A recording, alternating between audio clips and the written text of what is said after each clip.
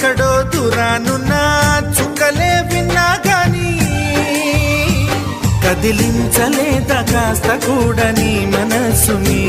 పరదాలు దాటి ఒక్కసారి పలకరించవేమి అందరినీ ఇలా వెంటపడి అడగాల